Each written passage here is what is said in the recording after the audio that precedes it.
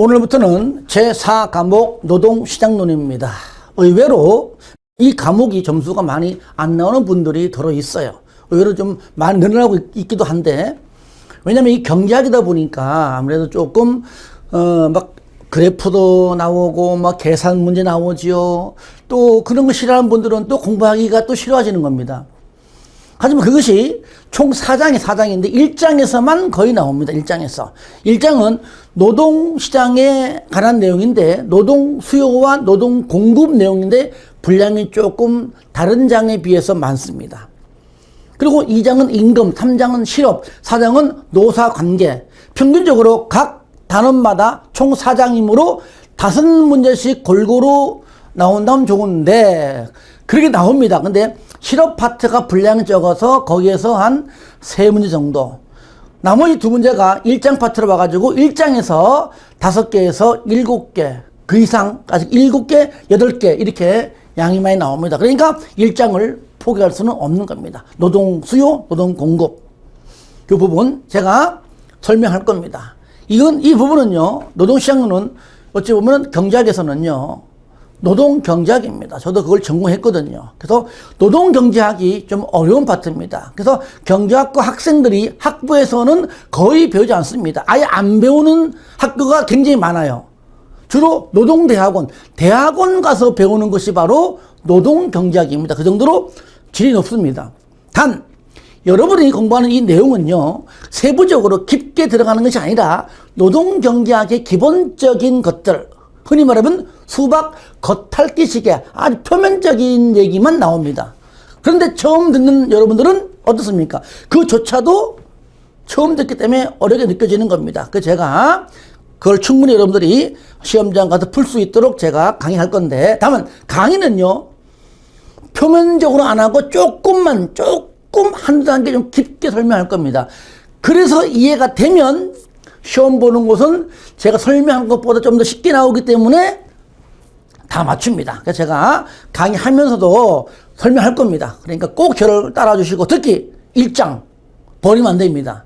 저와 같이 하면 되니까 잘 듣고 제가 하라는 대로만 하시기 바랍니다. 자, 보겠습니다. 자, 먼저 제1장 노동시장 이해인데, 자, 1절 뭐라고요? 노동 수요 보겠습니다.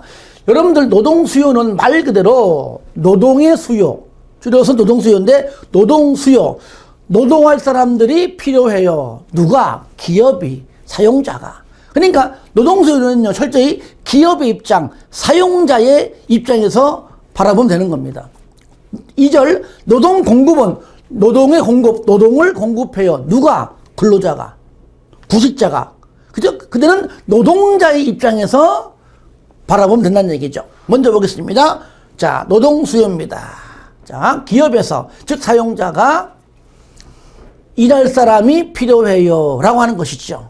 가장 좋은 것은요, 한 명당 내가 임금 한 달에 월 200 줄게요 했을 때 노동 공급, 나도 200만 원 주면은 나 일할게요 해서 그때 만나면, 그죠? 그때가 가장 최적이죠. 어떤 분은 나 200 적어요 그러면 또 안 갈 것이고, 200이 많아요 그럼 가겠지만, 하여튼 간에 노동 공급과 노동 수요, 즉 노동 수요와 노동 공급이 만나는 그 점이 최적이다. 이것이 이제 이 단원의 마지막 파트에서 배울 겁니다. 그러면 노동 수요, 먼저요, 뒤에 가면 나오지만 노동 수요는 그래프가, 자, 이런 그래프입니다.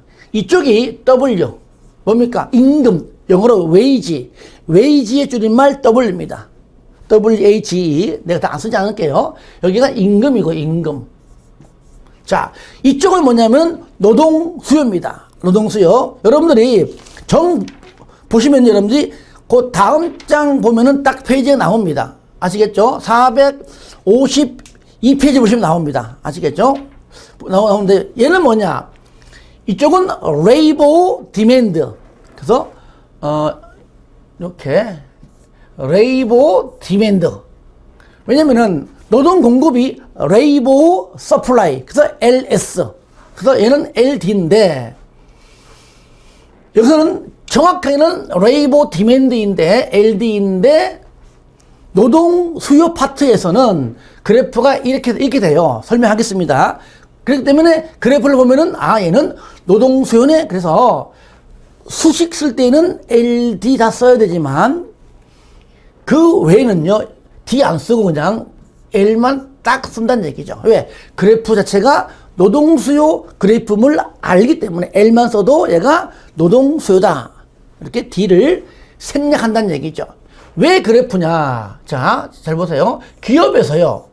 왜? 노동 수요는 철저하게 누굽니까? 기업. 기업의 입장이에요. 기업의 입장. 그러니까 임금 200만 원씩 줄게. 우리가 직원을 10명을 뽑으려고 그래요. 그러면 총은 얼마입니까? 2천만 원 되겠지, 그죠? 여기 2천만. 결국은 여기 이제 200이 아니라 2천이죠. 2천만 원. 그런데, 자, 임금이 떨어지면은, 임금이 일단은 한 명당 180에서 10명 뽑으려고 그래요. 예를 들어가지고. 그러면 2천인데 한 명당 200이죠. 근데 200에서 이것이 만약에 180으로 떨어진다면 10명이면 1800이에요. 그런데, 잘 봐요. 그런데, 어떻습니까? 떨어지면은, 기업에서는 180 떨어지면은, 어떻게 될까요? 임금이 떨어지면은. 자, 180만 원만 주면, 200만 원 주면은 10명 오는데, 임금이 180이면은 어떻게 할까요? 더 뽑겠죠. 왜? 2천만 원 예산 두고, 2천만 원 예산 범위 내에서 직원 뽑으려고 그래요. 근데 2천만 원 가지고선 한 명당 200이니까 10명밖에 안 돼. 근데 180만 주면 되는데 1800이야. 그러니까 2명 이상. 그죠? 180이면 12명, 2명을 더 뽑을 수 있다는 얘기죠. 아시겠죠? 왜? 예산이 남기 때문에. 그러면은 만약에 250이다. 만약에 250이다. 그러면은 예산은 2000이기 때문에 어떻습니까? 임금은 많은 것 같아. 좀 줄여. 라고 임금이 더 올라가면은 어떻습니까? 더 7명이다. 이런 식으로 감소시키겠죠. 그죠? 그래서 임금이 증가하면 노동 수요는 감소하고